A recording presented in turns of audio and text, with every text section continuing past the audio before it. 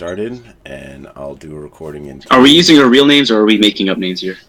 So I guess we should probably use made-up names. I'll just use my Twitch names. Yeah. I'll just use my gamer tag. Yeah, that Yankee. Works. That works. And I mean, as we go on, eventually we'll probably. I'll give both. I'll just give both names. I don't care. All right. So, hello and welcome to. I mean, technically this is episode 3, but this is going to be the first. We have 2 lost episodes. Yeah. So this is technically episode 4 because we have episode 0, then the 2 lost episodes, and now this. So welcome to episode 4/1. Where we don't talk about Wonder Woman. Yeah, where we don't talk about Wonder Woman, yeah. Of the GodCast. Welcome to the GodCast. I am Flophouse King, and I am joined by...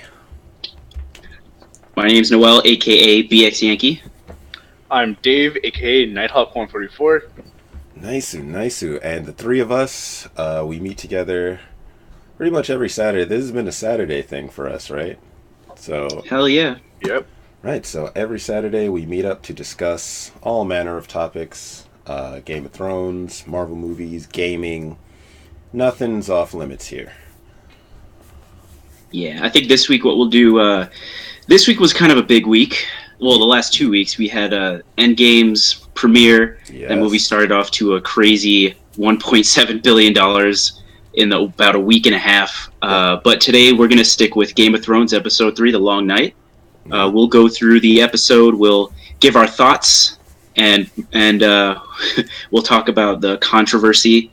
And I must say, just to kind of start it off real quick here, this episode was probably the most divisive episode in the entire series so far. I would even say more divisive than like the Sand Snakes kind of plot arc stuff thing. Yeah, I think it's even more divisive than that. I don't know how you guys kind of take that, but what were your initial thoughts on the episode? Kind of real general, real quick. So not going into the specifics, and I guess to not talk about things potential listeners wouldn't know regarding our predictions and Deadpool, because when we get to that, oh my god, I can't wait. But in general, I ended up enjoying the episode a lot more than I thought I would. Certain beats that the episode had to take, I was like, okay, it's gonna make this left turn, and, I just kind of have to accept it. I was okay with those moments. Not getting into spoiler territory just yet. However, if there was one thing I could definitely say, like, the moment I saw it, I knew, I was like, oh, fans are just gonna, oh god.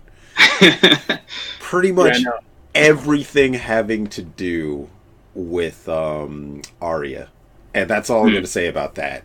Yeah. That's part of the controversy. There are multiple layers to that. Oh yeah. Going into this episode, all I knew is I knew people were gonna die. That's just a given. It's a war. Yep. I was like, let me keep an eye on everyone. But for being, an hour and 30 minutes, I kept track of everything, watched everything, took every detail in, and it's worth it. It's worth it to just pay a little bit extra details on it, or attention on any detail. Yeah, definitely, man. Something someone had to point out to me, because I didn't do that. I guess it was the scene with Jon and the dragon. A lot of little things were packed into that, like, little slow motion, music's quieted down. That whole exchange, I missed some key things there. And I'm not ashamed to say it, because I definitely sat, like, slack-jawed watching, like, the last 25 minutes of that episode. I was just like, damn. Yeah, it was that. So, this episode was kind of the story of, it was like 3 different types of genres all in one. It was like your epic battle, Lord of the Rings style battle. It was a horror episode with, especially in that library with Arya. Oh god, the crypt scene too? Ugh. Yeah, it was a thriller, like, with all the suspense towards the end. So there's a lot of things to kind of unpack here. But I think the first thing that we should kind of tackle is all this stupid controversy. And stupid or not, I mean, there are things that may have not worked, and there are things that, up to your opinions, your interpretation of this story thus far. And what I've noticed is people who are book readers probably didn't like this episode. People who are, maybe stick more towards the show like the episode. That's what I've noticed. The problem with that is just, well, you know what, Dave, you can go ahead and speak, because I think book readers will always have a gripe against movies and TV shows, no matter which way we go. Every TV show takes its own liberties and taking its own artistic direction with things. Walking Dead, Game of Thrones, anything else from that, any Marvel movie, there's always going to be changes. And I go into it accepting these changes. Some can be great, some not so great. Yeah, I think that makes sense. I mean, they're two different mediums. I think the only way you can enjoy something is by kind of divorcing those two parts of your brain. That's like, this is what happens in the books, and this is an adaptation. At the end of the day, it's a completely different thing. Yeah. Even though George R.R. Martin told the showrunners how this story is going to end, and I'm guessing now everyone knows that Arya Stark is going to kill the Night King at some point in the books too, but it's probably going to take a more longer, drawn out way to get there. Probably going to happen in a completely different way, and I think you just got to appreciate both things as different entities. The same way you'll appreciate the Civil War storyline and the movie Civil War, because they're two completely unrelated and very, very different stories. Yeah, and here's my thing. All the controversy coming from, readers of the book and not liking the direction the show came, it's like, it's already split, like, so far from that path of the books. And to still be invested at this point, like, this is Endgame. Like, this is, like, they're never going to course correct and bring it back to the books. Like, that pretty much... They did. And it's there. Yeah. And so all these people who are just like, oh, it's so different, and, the books, I still can't believe they killed Stannis. I'm like, bro, it's way too late for that. If you can't appreciate the television series for what it is at this point, why even still watch? Why even go and complain, That's what I took away from all that controversy. It's a lot about being pure also. Like, people like their first story, even if it's a TV show first and then a book later, they want that one thing they saw first to be the most pure thing. Yeah. Right. And it's kind of like a nostalgia type of thing, because these books have been around since the 90s. So this is not, these aren't new, these books. The show it had a lot of fans before it was even made. And it kind of gained traction and became a cultural phenomenon, and has changed the way that television will be made for the rest of television's history. We now have shows. Amazon bought the rights for Lord of the Rings. They already spent $1 billion to make the show. They haven't shot a single minute of it. Yeah, that's insane how much they're willing to invest just on But I mean, you see the returns already. It's Lord of the Rings, the Hobbit films, those things brought in massive revenues. People watched it hand over foot. Yeah. Dude, even the hack versions of it, like Aragon, those that story is making like bank because of this. We're gonna go that, like, I loved the Aragon book. I still watched the Aragon movie, and I was like, dude, but I was heartbroken, man. Cause I was too, but I still appreciate the movie at least a little bit. You gotta. I guess I don't know. It's just I've never seen such a hard turn from book to movie as I did with Aragon. I was just like, what are they? No, baby, no. What are you? The tough part about adapting all these things, especially books, is books are so thick and so filled with subtext that you can't I feel like the best way to make an adaptation is either a series of movies or a TV show. Like, yes, I don't know, where you have the time. to like really where you set can stick things with these up. characters and get in their heads. And I think the build up to this episode, the long night, kind of tying it back into here is, we had 7 years to get to know these characters. Yeah. 8 years if because we didn't get a season last year. Mm. So it's we learned so much about these people, and we lost a few along the way. That I feel that every single moment in this episode was filled with a ridiculous amount of tension. Oh yeah. We had, and a lot of the complaints and part of the controversy is not enough character deaths, when I think there was probably about 10 characters who died in this episode. We had Jorah die, we had the Night King, we had Theon, we had Ed, we had all of the Dothraki. We had all of them. They were first. Viserion, we had Lyanna, and I'm probably missing one or two more. But that's all I can think of off the top of my head. Yeah. But there were there was a culling this episode, and that's kind of what I expected. I expected there to be, a couple other deaths. I thought Grey Worm was a goner. I thought Brienne was a goner. Dude. I thought Pod was going to die. I really had in my head that it was either going to be between Brienne and Jaime. Yeah, one of them was teased us. About to die, and the other one was themselves for them. Yeah. And I think we built up to that level. Yeah. So, we kind of talked about this a little bit regarding the misdirects, because there were a lot of misdirects in the episode before. Oh yeah. Like a lot of, stories that were wrapped up, seemingly wrapped up, that I guess weren't really. Yeah. Because we still got 3 episodes left. We still have an entire war to fight, or to watch be fought. That's very true too. So the episode, one of the lost episodes we did before, where we talked about who we thought was going to die. I guess that's why Grey Worm is such an interesting one, because dead to rights. Like, he did everything in episode 2 that says this character is about to die. Like, promised loved one, like, I'm gonna go see.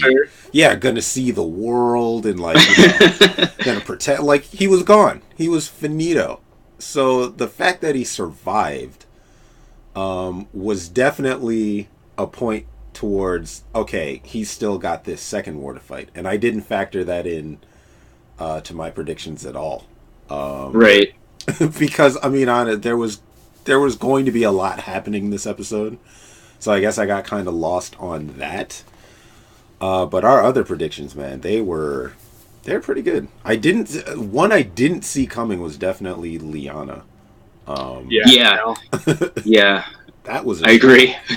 I don't think we even talked about her at all. Yeah, because I don't know. I didn't expect her to die, but I also did not expect her to go down to the crypt with all the other women and children. Yeah. Seeing how she was the entire series. I mean, they kept her in for what, like 4 or 5 episodes? Yeah. Mm-hmm. But she was strong right up the gate. Yeah. She was the first one to speak for Jon. Yeah.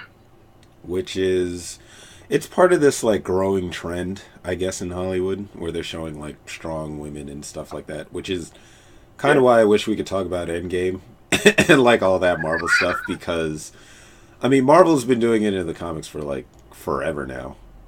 Pretty much since, I want to say, 2011, 2012.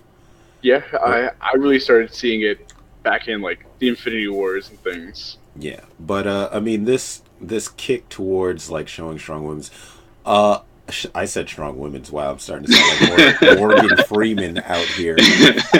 These strong women's coming. What did you put in your Oreos? Right. No, but it's definitely a growing trend in Hollywood that it's pervasive, to say the least. And part of what's been happening with Game of Thrones as of late is they're showing us like all these strong, determined female characters, and really sort of emphasizing the part they have to play, especially in the wars to come. And I feel like the groundwork was laid to that in the much maligned Sand Snake story arc. Because, here we see a grieving widow and her minions essentially say, you know what? For the man we love, we're going to kill his brother and take over the country and start a war. And I don't know how they thought that was going to be like, this is the point for feminists to rally behind, but it really was that bad, saying it out loud. like that. Like I wasn't embellishing. That's what we got. And Yeah. I mean, the most powerful characters in this show arguably are women. We have Dany, we have Cersei, the two queens. We have before that we had Olenna, who was even more powerful than Cersei when she was around. You had dude, you know, and you mentioned the Sand Snakes. That's that group, for even though they were hated on, they were one of the most powerful houses. The Martells. Bruh, just keeping it to episode 3, we saw Lyanna, we saw Arya popping off, Dany again. So this whole trend towards really showing that it's not a bad thing. It's just it can't feel forced, and I definitely feel like they're pushing it towards this way. Which isn't to say male characters haven't been getting that shine. I mean, were you guys as freaked out as I was when you saw Jon trying to run towards the Night King and 1v1 him? I was like I wanted to see the fight, but like 60% of me was like, Jon, come on, bro. Jon is that character though. Like he will, he will, and we saw this. He ran into a horde of zombies like an idiot in episode or the episode where they went to get the white. Yeah. He's the hero character. Battle of the Bastards. We saw it there too. He's just dumb. I feel like they shouldn't listen to anything he has to say strategically because he makes the worst decisions. Really, he is the Leroy Jenkins of Game of Thrones. He really is, though. This is true, 100%. With female leads, I think the best one they've done so far, I've really enjoyed seeing Sansa go from I just want to marry a prince to I am powerful. She's intelligent, strategic, but she's also been through all that hardship. Yeah, and I think that the good thing, talking about it not being like forced or seems like there's an agenda there, it is all about the characters and their growth and how the events of the story have created who they are right now. Arya literally saw her dad's head get chopped off and because of this created a list of people who she was going to kill, and for the most part she got most of the people on her list are dead or now are her friends. I think there's only the Mountain, Cersei, the Hound, she's not going to kill the Hound. Yeah. And I think, the Red Woman's dead, but I think everyone else... Yeah, the Red Woman, she's another one. Another major female character. Yeah. Although, I'm not going to front. I feel she was definitely a plot device this episode. Yeah, for sure. Which was her last. Because what were her major scenes? Like, she lit the spikes in the trench. And she lit the Dothraki swords. Yeah, which I mean, poor her, poor those guys. Yeah, they got pumped up for no reason. Yeah, I was so hyped at first. They went in charging, and then slowly from the back, from Jon and Daenerys, you just see the torches go out, and you're like, man, all those lights gone. And again, going back to that controversy, that was another thing which we brought up in the beginning, that darkness thing. It's like, that was probably the most effective use of it right there. Yeah. Just in terms of like setting the scale and just the atmosphere of things. I think it was fine there. Yeah, because I'll be honest, I couldn't even tell that that's where the enemy was. Yeah. I saw that's where all the lights were going out, so I assumed there is a horde of enemies we cannot see. Yes. Mm-hmm. Yeah, it was you see them charging. There was that one shot where it's all of the Dothraki charging, and you see the fireballs going overhead, which was beautiful. This episode was full of beautiful shots. Like, oh, yeah. From a cinematography standpoint, it was probably one of the best. Agreed. Those trebuchet shots, man. Oh yeah, and then like you mentioned, that one shot where it's from the perspective of the entire army watching each of the lights go out slowly, like one by one. Yeah, it's so beautifully shot. I wish they did a better job in post production, making it a little bit brighter so we could actually see what's happening. Yeah. But I mean, again, there's actually a YouTube video that does that, where some brilliant person made it brighter, and you can actually see that initial fight, and it's actually crazy. Yeah, because it kind of the Rocky kind of just disappear. You don't really get to see what happens to them. Yeah, they're gone. And I mean, again, there's like a few survivors who are retreating, and Jorah. Yeah, when Jorah sees them running back, and he's just like, "Oh no!" like he just turns his head.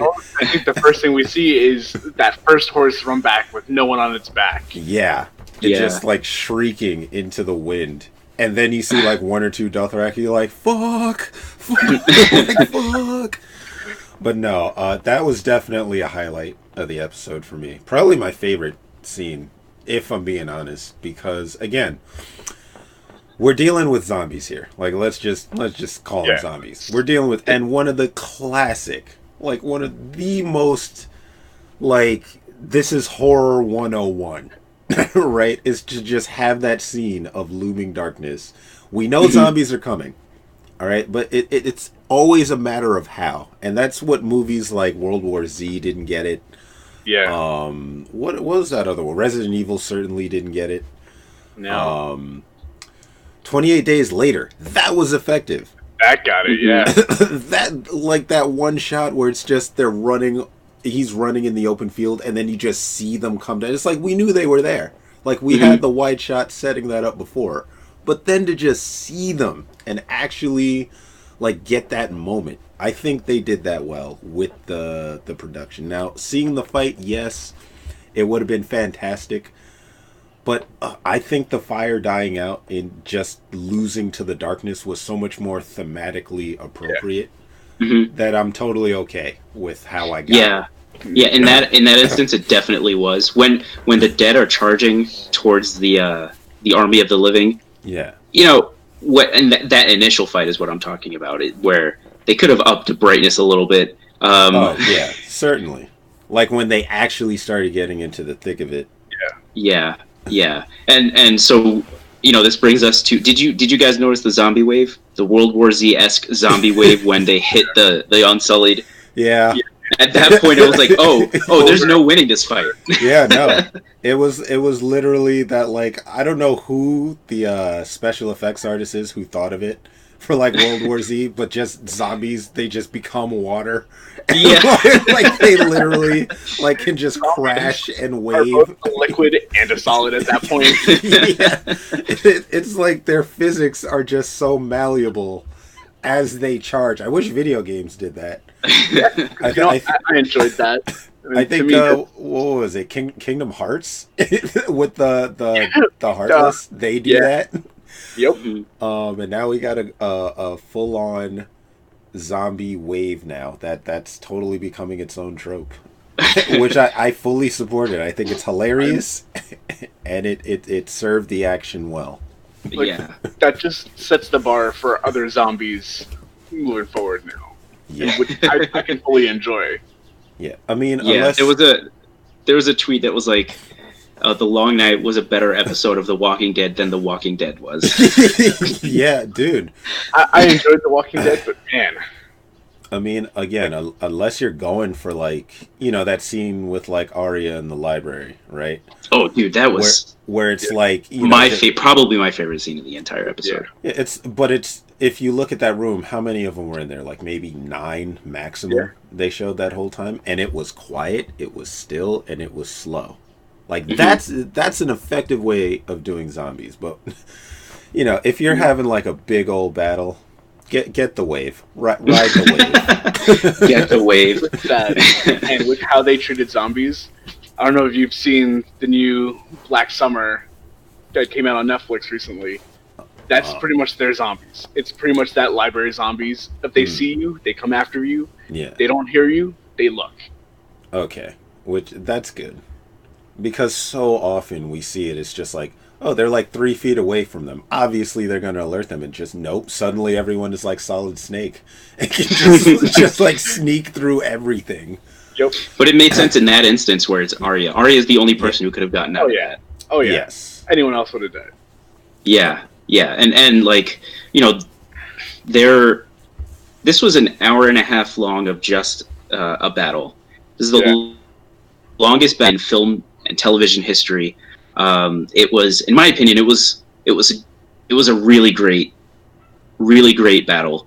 There were a lot of times where, in all great, movie or television, big giant battle scenes, they have an ebb and flow to them, where the good guys are kind of doing well, and then the bad guys are doing well, and then the good guys are doing well, and the bad guys are doing well. That was, if you've watched The Two Towers, they did that in a fantastic way. I think they did that well in this episode too, where at the beginning we talked about the fire on the Dothraki swords. That was kind of a, hey, maybe they can win this. And then you see all those fires go out, and then the zombie wave, and you're like, nope, they can't do this. Yep. And then it was the dragons come, and it was like, oh, maybe they can do this. And then the blizzard and the whiteout condition comes, and they're like, nope, they can't do this. So speaking of that because that was definitely the screen is too dark effect that I hated them. I hated that goddamn snowstorm with like a passion. I was like, dude, are you kidding me right now? Of course there's this giant blizzard raging on, no one can see it, and that's what screws up the plan. Like the whole time I was sitting there, I was like, this is the plot device. Like this isn't a natural, like, foreseeable flow of events that I can accept. I was just like, the writers have to do this. One, for stalling the fire, and two, for cutting down on just how much they have to show. Yeah, I was like, God damn it. Every 2 seconds, that's actually a pretty good point. I see a dragon, I don't see someone on its back, it's gotta be the Night King, and it was not the Night King every single time. Yeah, dude. There were no White Walkers until the end of the episode, which... Yeah. The White Walkers, I think, are better generals than Jon Snow, because why would you send any White Walkers in this fight if you have 100,000 zombies that you control? Dude, I mean, the best part of that is the fire. Yeah. Oh man, there's a fire. We can't walk. What are we gonna do? I have an unlimited supply of zombies. Let's just yeah. Like it was one of those moments in the episode where you're just like, yeah, of course they're gonna do that. Like that, right? Makes so why didn't you think of that? And then it's like, oh, I didn't think of that either. I wouldn't have thought of that. Yeah, perfect stuff. And I love moments like that. We got something similar, like way back season 7, where they were like surrounded, getting that weight, and the idiot threw the rock, the hound rock over the water. And then they all realized, oh yeah, wait, this is ice. We can just run across this.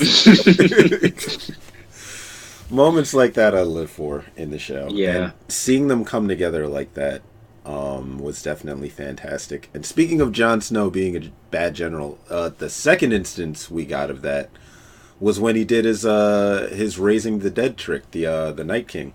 When he just turned his back and was just like, oh man, you guys have defeated so many of my army. It looks like you guys have taken some losses too.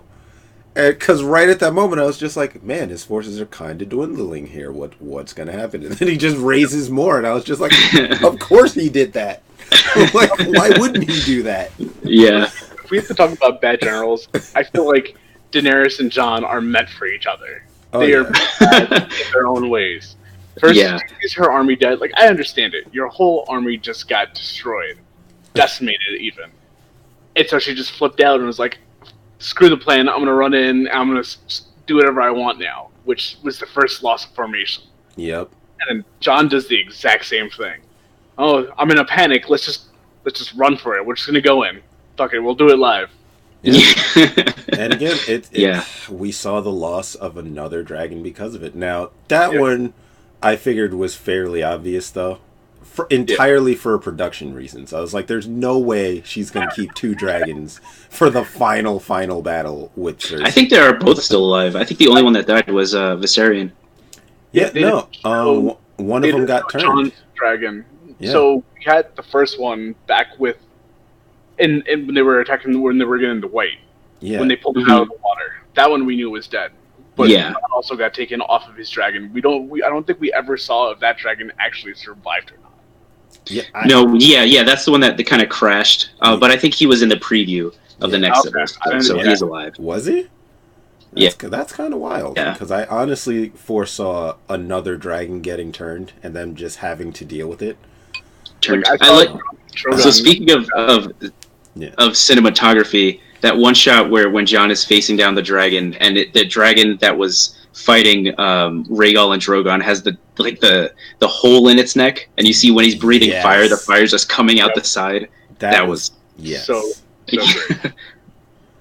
Really, really good stuff there. But I honestly thought that dragon was just... I thought it was a goner too. Like, why? I thought we were about to lose Drogon because Daenerys sitting there, like, the entire time she was sitting there on her dragon. I was like, go! Get up! Yeah. For like 5 minutes, she was just like, let me watch Jon. Oh, it's good, someone's alive. Oh, there's are zombies on me. Yep. Let me sit here for a couple more seconds, and then she got overrun. Like, every zombie film ever. Yeah, like, obviously. That whole time I was watching that, I was right back to, like, what was it? Episode 1 of The Walking Dead? Like, the very first season with the horse. Oh, yeah. And I'm just like, there's another goddamn horse. Like, go, why are you not going? Yeah, this was a crazy episode, not gonna lie. yeah. We had so right from the beginning, we had that charge, we had the fight outside the walls. We talked a little bit about that, and then they broke through the walls. There was that another World War Z moment where the zombies are climbing on top of each other to get on top. Again, just and the guys into Play-Doh. Yep, basically. And part I that think really stuck out was seeing the redemption of the Hound. Him being absolutely always terrified of fire, can't do anything, runs away from battle when he sees fire, sees Arya be a badass, goes to save Arya. Yeah. We talked about Beric in the past before, and we kind of figured out what his point was now. Yeah. He was brought back 9 times so he can die again to save Arya Stark. Yep. Which is, I mean, that's rough. that's just his lot in life. But like, oh, you exist here to give a little girl a dagger, or to make sure a little girl gets a dagger. Like, if you had told him that, he probably would have been like, what? The whole "we'll close many blue eyes" makes sense. Yeah. Just like that. Yeah. Which, I mean, that's for sure. that was another base breaker right there, though, with all the whites being killed as soon as the Night King goes out. Because it's like you turn this, like, menacing enemy into essentially a Power Ranger putty. Basically. I mean, they kind of set it up in last season where you kill that one White Walker, and then conveniently everyone but one of the whites died, so they can take that one captive. But which was... But, like, it makes kind of sense because the Night King created the other White Walkers, and I guess they in turn created all of the other whites, so it's kind of a domino effect. Yeah. But, that goes into kind of the controversy of Arya Stark being the one to kill the Night King. Yeah. I mean, I'm okay with it. I think, she's, like we were kind of talking about before, she's this trained assassin. She's basically Batman now, or like the killer version of Batman. So her being the one to kind of sneak past and do all that makes sense. I think it's one of those upturning expectations where everyone in the world thought it was either going to be Jon or Dany or maybe Bran, but they threw that curveball, and I think the show is better for it, honestly. Yeah. Book readers will disagree, but I don't care.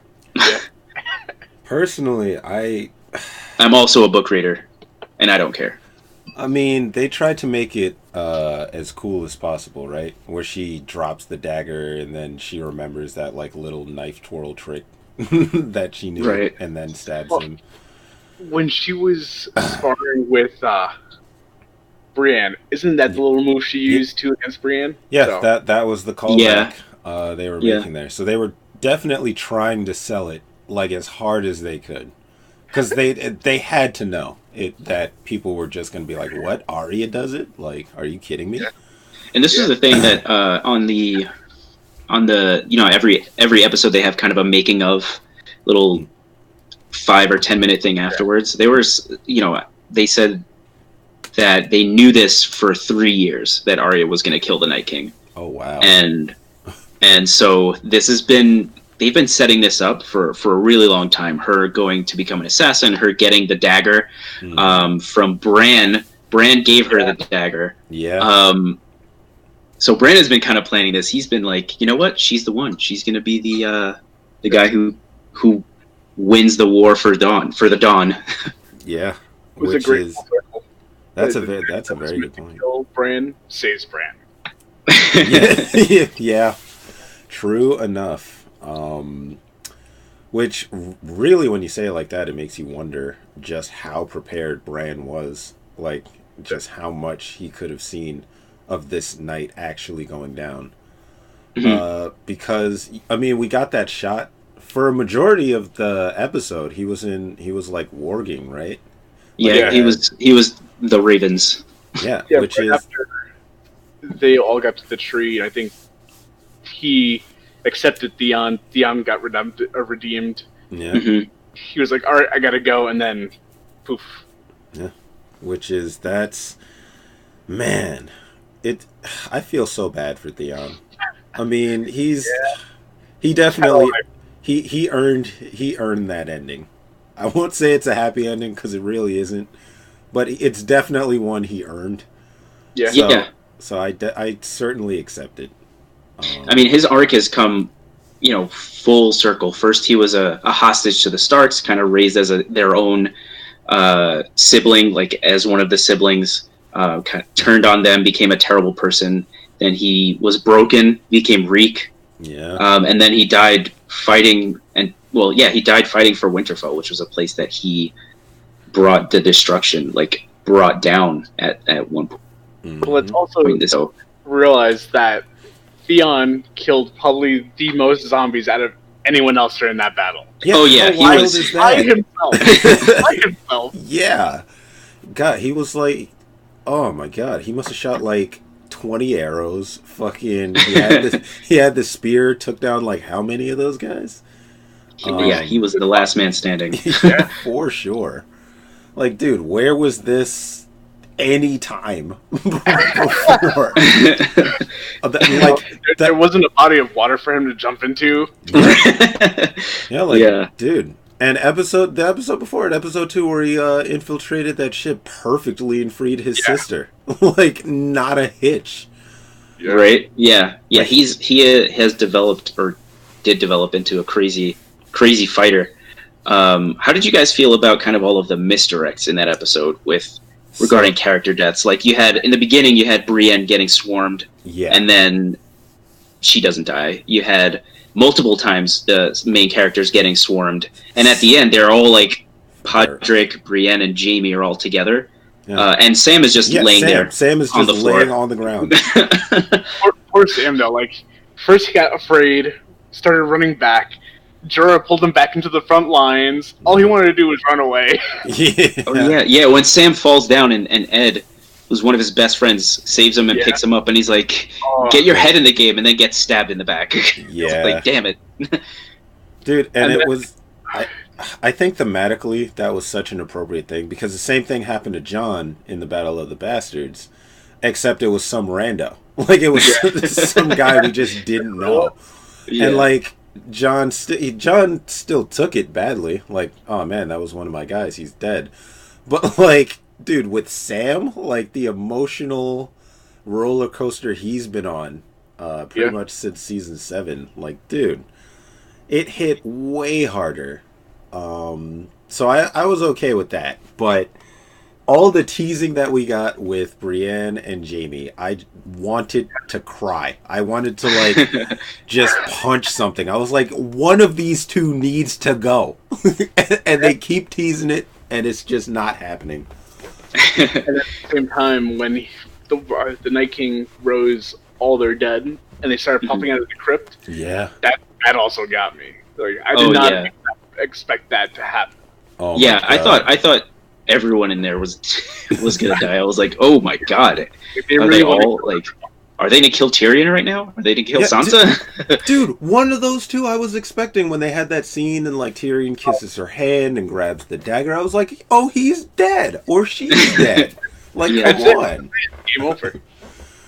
Oh man. And I can understand, why a lot of people are upset about not more character deaths, because of the way they filmed those parts, where it was like all these people getting swarmed, but they somehow still come out of this alive. I get it, but I don't care. Like, they survived. Like, these are the best warriors in the entire, the Game of Thrones universe right now. Like, if anyone were to survive, it would be those guys. Tormund on top of the hill of zombies that he killed. Yeah. Like, that was insane. Just slaying. Just Tormund being Tormund. Yeah. I think though, if they really shouldn't have teased us like that though. Like, make it tense, I think if you're gonna have these guys survive, like, make it a little bit believable at least. Yeah. But I'm not like Brienne. It's not something that makes me dislike the episode. Dude, Brienne was surrounded literally by like 15 zombies, like arms at her side. Yeah, like just T-posing, just going rah, rah, like typical Brienne noises. Like she was dead, like, and they didn't kill her. Like, I feel like one of those two should have died this episode. Because and that's not to say that they all won't by the end of this show. Yeah, we still got 3 episodes left. We're still going to get some major character deaths. There's still going to be some craziness.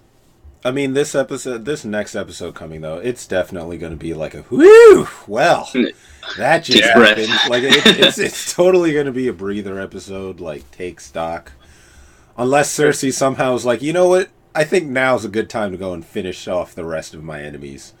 No, I think we're going to get a scene where it's similar to when Qyburn is like, hey, we found out that the dead breached the wall, and he's like, looks very like, it sucks, and then Cersei smiles. It's going to be like, hey, the dead, like, were defeated by the North, and the North, their army is decimated. Like, there's maybe 15 people left, or at least they shot it like there was like just the heroes survived. I'm sure that there's gonna be like, they're still gonna have an army, but they don't have the Dothraki, who are the most, like, the fiercest warriors. That was their bulk. That was pretty much their bulk, and like a vast majority of the Unsullied too. They ate it. I don't remember seeing how many Unsullied were actually left.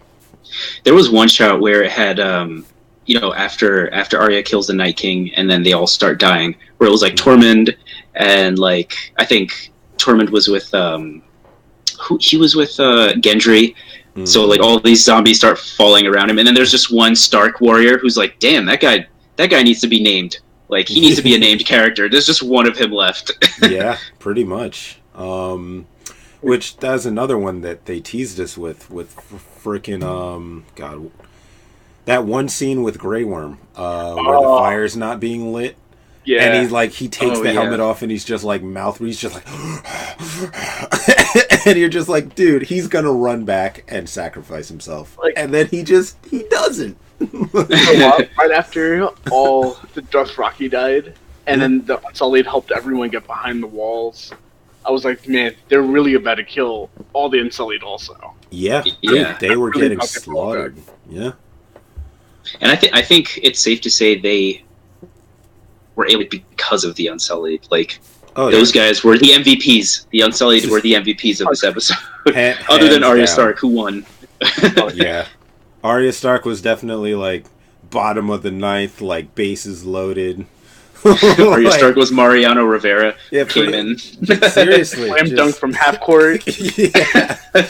Space Jam. Yeah, just, the slow music's playing. Like, everyone's just like, like as he gets closer. Where all you see is the wind go by that White Walker, and he kind of turns his head, and then that's it. It's game over. Dude, it literally was the jump up slam dunk. I can't believe I didn't even think of that. Yep. Oh my god. And now it's just, a lot of people have been saying, oh, well, what comes next? And, that's been pretty obvious now. What comes next. I think the thing about this show is, even though the first scene, the first episode is of, a White Walker killing some of the Night's Watch. This show gained traction because of the Game of Thrones. Yes. Because of the people in the show, and you know, as much as the Army of the Dead were teased as the main bad guys, they're not interesting. Like, they're good. They're good for, you know, shock and horror value and motivating characters, but you can't sustain a show on zombies. I mean, you know, we've seen The Walking Dead. It's kind of stale now, in my opinion. Yeah. No, it these, has been. You know, the real heart of the show is the fight for the Iron Throne, and I think that's what they're going for, and I think that's the smart move to make narratively. I don't, you know, if they would have had the zombies win this episode, and then all of a sudden, like, oh, Cersei decides to join the Army of the Living, and they have to fight in this giant battle. It's like, you get a cool another battle, but it's like, is that really that interesting? We just saw a huge fight, like with zombies versus people. Are we gonna get another one? Like, we've already seen this. Plus, it would pretty much, like, you'd have to reverse Cersei's character to even get something like that. Which doesn't make sense either. Yeah. Like there'd be no way to justify her saying, you know what, maybe those guys had a point. It's like, no. No. From the start, even seeing the first White Walker and Cersei's reaction was like, there's no way. She blew up an entire cathedral to kill the people she wanted to kill. She does not give any fucks about who she has to kill to get what she wants. Exactly. Yeah, and that goes back to kind of the intrigue behind the thrones, like, or the throne itself. You had that's everyone's main motivation, and you can't, like, you know, episode or at towards the end of the show, just all of a sudden change everyone's motivation to fight these zombies who are just an embodiment of death. They're one note. Yeah. They're one trick pony. Like, dude, I don't even think... it's very difficult to sustain that for more than a couple of episodes. For now, what, a season and a half? Maybe, like, they started really focusing on that. Season 7. They had a couple of times, like, Hard Home. They had an episode of, like, the living versus the dead. They may have a couple episodes in there for that, or like a few scenes in that. But that's, you know, just from a standpoint of what's going to push these characters and make them more interesting. I don't think they can do that. Yeah. I mean, that's been the problem with The Walking Dead, right? Where I think it was like a season 2 episode where they established, like, oh, everyone here is already infected. Right. And you're just like, oh, well, they're all fucked anyway. Like, there's no light at the end of this tunnel. And it's like, how do you keep a show compelling with that kind of... Kind of become people versus some zombies. Yeah. Right. And I think, you know, part of the controversy is they've been teasing this threat for the entire show, and then they get killed in one episode. And it's like... Yeah. I mean, at the same time, it's better for the show, in my opinion. Yeah. Like, if we had another 3 episodes of them fighting zombies, it wouldn't... You know, it wouldn't be a good show anymore. It would just be, you know, it wouldn't be that good. Yeah. If you think about how many actual zombie fights there were, like large-scale zombie fights, there was probably only 3. Yeah. There was Castle Black. There was when Jon was trying to bring back the wildlings, and then this fight. Yeah. Other than that, it was just some side shots. Yeah. There was that off one-on-one, like when Sam kills the White Walker, you had... like you said, when Jon was going beyond the wall for Hard Home, I think there, maybe 3 or 4 episodes where it was really, you know, them versus the dead. It was teased in that one episode where they had the Rangers going beyond the wall. I don't think we saw that fight. It was kind of maybe like 1 30-second instant. Towards the end, we talked about Theon dying and Brand getting saved by Arya. Yeah. That's kind of... Now we have the rest of the episode. The very ending, people realizing their fight's over. Jon realizing he's not about to get toasted. Yeah. Okay, so then, let's jump right into that then. And talk about Jon. Freaking Jon. Yeah. I mean, we had those misdirects too. We kind of talked about he was charging at the Night King, and everyone expected there to be some crazy badass fight scene between him and the Night King, crossing swords, and it wasn't. No. We had Jon, who was kind of, kind of a non-factor in this episode. He was there with the crappy battle plan to send the Dothraki to their deaths, and then he flew on a dragon a little bit. He probably had a higher kill count than any other character because he was on a dragon. But as crappy as a plan as it was at first to send the Dothraki in, I feel like it still would have gone smoother if Daenerys didn't freak out. Yeah, I think the whole plan was to have the Night King kind of come out so that they can fight him, and eventually that happened, and they dismounted the Night King. Yeah. So in that sense, it kind of worked. That was probably by accident. Yeah, that was probably the most divisive tease right there when Daenerys is facing down the Night King on her dragon. And goes for the, Charizard use flamethrower, and the shit was just not effective at all. The first time we see the Night King show emotion, he smiles at Daenerys. Did he say anything in the whole series? He's not a single voice line. He just gave looks. Yeah, I think that moment right there, that he could have hit her with a cool Bond one-liner or something like that. It would have been fine. It was because honestly, taken. Yeah, good luck. Yeah, it was one of those moments where you could have just looked up and been like, "It's just been revoked." What would Daenerys have done? Nothing. She would have done the same thing. Let her dragon get swarmed by zombies. Yeah. So I don't think, no matter what happened, she was going to let that happen. Yeah. I mean, she had to. She was just an instance of her not paying attention. Yeah. She was admiring Jon Snow, and then all of a sudden, zombies come. She always has those moments, though. That's kind of the meme with her. First it was, "Where are my dragons?" And then, after that, it's what's that shit she says before she orders the dragon to burn somebody? Dracarys. Then it was that one. Then it was a leather pants thing, which I don't know how she managed to get a pair of Levi's in an alternate fantasy setting, but she was running around with those on, freeing slaves. And now it's just, damn, Jon Snow, man. First he was about ready to fight a dragon by himself. He was just is what that was all about. Yeah, it was to kind of I guess we should start wrapping things up. It was an episode of obviously kind of talked about big battle, lots of suspense, lots of misdirect. And I agree with you, V. We're gonna get kind of that breather episode where it's just okay, let's reset, let's see what else is gonna happen, what's coming next, and we'll honestly, we'll see. If they don't come back, if they don't start the next episode from Cersei's point of view, I'd be surprised. Yeah. She's got to have spice somewhere. Yeah. I know this is happening.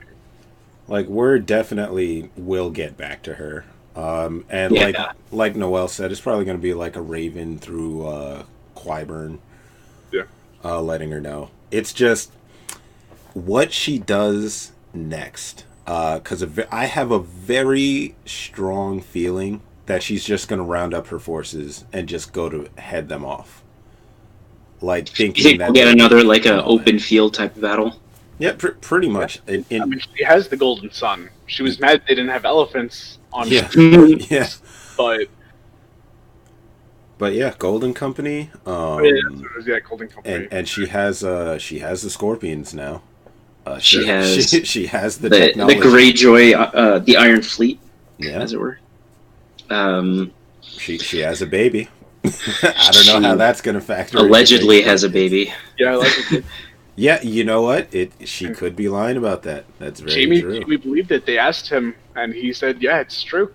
Yeah. She drinks an awful lot of wine for someone who's pregnant. This is also true. Look at the drop rate. Yeah. That surprised you?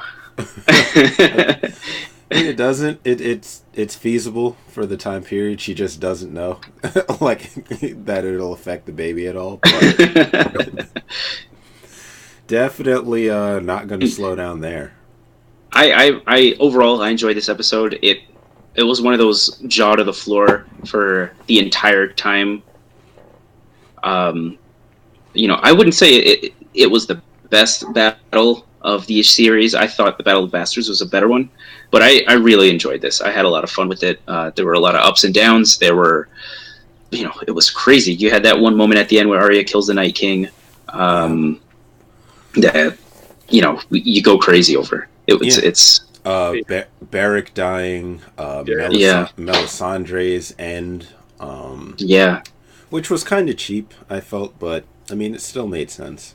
I feel like her purpose was done. Her whole entire thing was to kill or to win the War for the Dawn. So she's finished. Like it makes sense. Her fading into dust, though. Like I feel. She got snapped. Yeah. Like Sir Davos, I don't feel so well. Like she really could have just let him kill her. I would have personally preferred that. What's next is a very good question because now you have Sansa, Arya. What are they gonna do? Sansa cares about the North. You saw that when she was talking with Daenerys. Yep. All she really cares about is what's happening to the North. Arya's whole goal this entire show was to kill these people who hurt her dad and to get back with her sister. And now she's back. She killed the Night King. She's with her sister. She wants to protect her sister. Do you think she'll kill Cersei? That's a big question. Like, I've thought about it, and I was like, man, she could be good to kill Cersei. But I kind of feel like Jaime's going to do it, and he's going to die doing it. No, see, here's the thing. Where does Bran factor into all this now? I feel like... in Winterfell, and that's going to be it for them. Yeah. So I don't think they need Bran for anything else, unless they're going to use Bran as a master tactician, get some ravens, know where everyone is. That's what I mean, the guy is Professor X in Cerebro. He's going to screenlook everyone. He's the master screenlooker. Yeah. I think the only problem with that is Bran has shed himself of all that was Bran. He's now the three-eyed raven, and I think I wouldn't be surprised if he ends up going back beyond the wall and going into that cave and just going under the giant tree. Just living there forever. Yeah, living there until he finds another crippled little boy to lure. Just pretty sure there was another prophecy going on, right? Like, I don't have to be here for like 1,000 years, right? I mean, if Arya goes to the battle, I feel like she's going to go in, help the Hound. The Hound might get killed by the Mountain, and Arya will kill the Mountain. Or it's going to be vice versa. Arya's done, Mountain kills Arya, Hound kills the Mountain. It's been, they flooded up, the two brothers hate each other. I mean, the Mountain really isn't a person anymore. And they had that one part in that negotiation episode where the Hound goes right up to his brother's face and he's like, you know who's coming for you. Yeah. Like, this isn't how it ends for you. Yeah. Like, straight up WWE. The most perfect stuff. But like Dave said, I mean, Arya is like the major player here. She took out the Night King. She's taken out so many people. She took out an entire house. She took out every single Frey in the entire show. Yeah, she did. Yeah, she did. So and she fed it to King Frey. Yes. Yeah. That man. So if she ends up killing the Mountain, I mean, yeah, she's taken away the Hound's moment, but would it really surprise us at this point? No, he's been on that list since what, day 3? Yeah. Basically. And the only other person to really get that close was friggin' Oberyn. Yeah. Yeah. Well, he technically did kill him, but I mean, yeah, technically he did. Qyburn had other plans. Qyburn doing other things. This is how the White Walkers come back. yeah, just friggin' The Qyburn. Mountain is the new Night King. Could you imagine? Bro, one thing I was surprised they didn't go for though is well, I guess they couldn't. But bringing Hodor back as like a white, I Yeah. felt like That would have been. that was definitely like my missed opportunity of the episode. I was like, if they wanted me to cry, they would have done that. Like if they actually wanted manly tears to be shed, Hodor would have burst through the door as soon as they like breached the pit, the fire spikes. Hodor would have breached that shit, and then all hell would have broken. Like I would have just dropped into the sunken zone. Like I'm not there anymore. No. That's it. Oh, yeah, But I feel like moments like that would have been cool. Like if they brought back some memorable faces. I mean, they kind of did it with Lyanna when they raised her, but that didn't go anywhere. Like, Yeah, it's not like she would have been able to do much anyway because she was just a crushed body. yeah, but still, like I feel like maybe they could have stretched this episode out, kinda. Like making it 3 episodes would have been a no-no because then we're just watching like Dragon Ball Z. It's like Yeah. like 30 minutes of like Jon Snow raising his sword and shit like that. But still, maybe spreading it out, maybe making this like a 2-hour episode. We could have got some cooler like moments like that. But 30 minutes more would have been a lot more for just side stuff, things that fans wanted. yeah, An hour 30 was definitely packed with action. Yeah. I think that the runtime that they had was good. I think it's hard to keep a battle like at high intensity for as long as they did, and they did it well because they were able to have that flow where it was, oh, the good guys are winning, they're losing, they're winning, they're losing, and then they kind of switched it up like with the library scene. yeah. They had some quiet moments. They had some moments of doubt where there's no way that they can win. And then they had that one moment at the end. So, it was a complete episode. It was in my opinion, a good episode. We kind of touched upon a lot of controversy there, but I enjoyed the hell out of it. Yes, it definitely it had a lot of moments that I'm gonna look back on and say, because this pretty much changes how I look at horror movies now, honestly. Because it did a lot of like horror elements correctly, like that one scene where they're waiting in the crypt and they hear all the soldiers just banging on the door, like "Let us in, let us." Yeah, they just go silent. Yeah, Even the subtle noises you could hear when the crypt got risen, you could hear the scratching in the walls, and then it busts out. Yeah, Just not. It wasn't a sudden. Here's a hand through a wall. Here's you feel it. You hear the stuff. You see the wall coming down a little bit. yeah. It's very subtle things like that they did very well. Yeah. If that doesn't have a marked effect on how they shoot scenes like that and do effective stuff like that, then I mean I guess we're just watching a different series, because that was some classic horror movie stuff. Yeah. I mean the only gripe I have is just the darkness. That's it. Like everything else is great. I mean, going forward though, I hope they keep like the shot selection, cinematography. I hope they keep those elements. Yeah. That made scenes like that work so well going forward. The direction was great. The cinematography was great. It was the same guy that did he did the Battle of the Bastards. He did Hard Home as well. It was that same director. So they stick with their guys who know what they're doing with these big battle scenes. Yeah. Which is fun to say because there was a couple of people who were kind of fan theory crafting when their battles are going to be, and they did it by, hey, this is the same director who did every single battle. Yeah. No.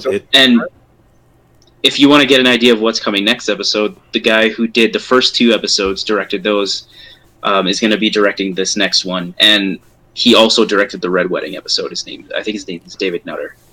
So we have that guy. So it's kind of seems like he's the guy who does all the setup and he did the Red Wedding, which was a big one, but a lot of characterization. So it seems like we're going to get a slower episode that kind of clues us in into how characters are, or what characters are thinking. It's going to have a lot of small, minute details in it that you have to pay attention to catch. Yeah. Mm-hmm. I mean, something they set up with episode 2, like Jon and Daenerys, how their relationship changed now. I feel like we're going to explore that some. Tyrion and Sansa and Daenerys. Varys. I wonder what he's going to have to say about all this. Yeah, Varys has been kind of a seat really... in this entire season so far. Yeah, like they don't know what to do with him, honestly. And I mean, I don't blame them. He's kind of done. Yeah. To me, he's kind of done.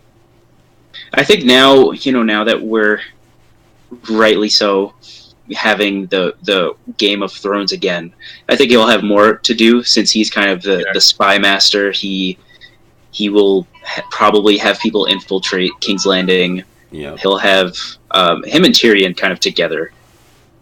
Is just every conversation that they have together is so exciting to me. Oh yeah, it's gold. Dude, I could watch a whole series and it's just those two. Yeah, it'd be fantastic. But we could probably expect that him and Qyburn have some sort of exchange, like maybe they know each other or some nonsense. Because I mean, come on, you don't play at the level of like a Qyburn or a Varys and not know, Yeah. It's a chess match, and you have to like kind of how Tyrion was telling Daenerys, you have to think like your enemies. You have to understand them in order to beat them. Yeah. Yep. That's kind of been a theme going forward, pretty much since I guess I want to say the start of the demise of Littlefinger, where he told Sansa that little nugget of imagine all of your enemies and all of your friends, imagine every possible outcome. Right. and like you're sitting there watching it like, okay, Batman, all right.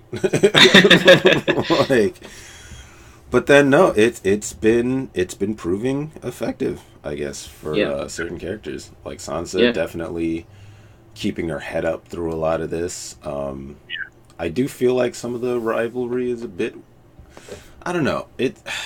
My feelings towards Sansa are like, I like where her character is, and how she got there was earned. It's justified, to say the least. But since like season 7, she's just sort of been this like drama factory where like every decision the family make, it has to go through her, and she always has some problem with it.